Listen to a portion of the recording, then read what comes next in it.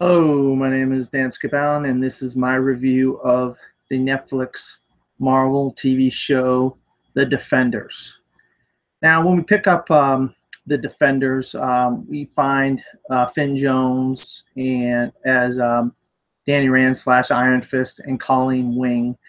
They're chasing down the Hand, and so we start little by little from episode one. We go into finding out what the characters are doing. You know, we have Charlie Cox as Matthew Murdock slash Daredevil, and he's kind of given up being Daredevil, and he's promised Foggy Nelson and Deborah and Karen Page, Deborah and Woll, that he doesn't want to be Daredevil anymore. And Mike Colter slash Luke Cage, he's in jail. He's going to be getting out soon. And so the first person he goes and finds is Claire Temple, the night nurse, played by Rosario Dawson.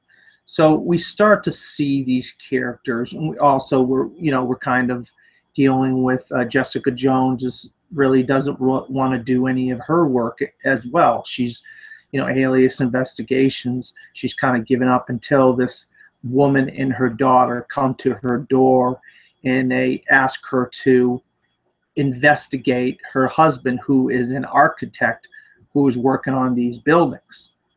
So we kind of are dealing with all these different characters, and as the show goes on, we don't really get a lot of crossover till about the third or fourth episode, and we start getting where Jessica Jones is arrested and who shows up as her lawyer, Matt Murdock. And then there's a scene where Luke Cage and Iron Fist and Rosario Dawson's Claire Temple and Colleen Wing end up meeting in her dojo because they end up getting in some kind of a skirmish. And so they have to meet up and they try to become friends this way. Crossover, you guys have a lot in common. So they start talking. So about the third, fourth episode, we start getting a lot of this crossover between the characters. But I really liked how they built up the characters. They built up the storyline. And the main story is this. We have the Hand. We know the Hand have been a villain in Daredevil. They've been a villain in Iron Fist and so forth. So we know that some of their characters, Madame Gao, and then some of the characters from Iron Fist and so forth, they all kind of join up together, and now they have a new leader, and she's played by Sigourney Weaver. Now, Sigourney Weaver is this enigma of a person. We don't really know a whole lot about her. As the show goes on, we find out that she has lived through the centuries, and we find out that the five fingers of the Hand, these five enigmatic figures, Madame Gao, I can't think of the guy's name from Iron Fist, but him and a couple other people, an African guy. I forgot the names of some of the people. I guess I should have looked it up, but they are all different. They had their own continents and so forth, but they all were serving the Hand the entire time, and they had some kind of a serum that would give them everlasting life. And this is why they kept on living through society. And so little by little, we're dealing with our four main characters and our supporting characters. Really, this is a really great 8 episodes. It shows all the supporting characters, Foggy and Karen and Misty Knight and Claire Temple and Colleen Wing and a lot of these supporting characters. Even Scott Glenn shows up, and he has kind of like a agenda as well. But one of the main things that happens in the film is Sigourney Weaver's and Angelica, or she revives Electra Nachios, and she calls her, she gives her a different name, and so she doesn't have her memory, but she's working for the Hand now, and she's basically the muscle for the Hand, along with a bunch of other thugs and so forth. And they created this building over this giant hole in the ground, and we don't know what this building is here for. We just know that there's been some tremors and some things going on. So I think what they've been trying to do is get into this door in the ground, this door that's like 10, 15, 20 stories down in the ground. We don't know why, but they need Iron Fist to get into this door. So they've been, the whole time, they try to kidnap Danny Rand and Iron Fist. So all of our heroes are kind of, sometimes they're bickering, and sometimes eventually they get on the same page with each other. Despite their differences and whatnot, they know what they're trying to do is to save New York and save the city that they love and whatnot, even though sometimes they're at the odds of the police and at the odds of their friends and so forth. But they have to go down here and fight the five fingers of the hand, and also Elektra. And this comes to a head with Daredevil, Matt Murdock, and Elektra. They have a knockout, drag-out battle.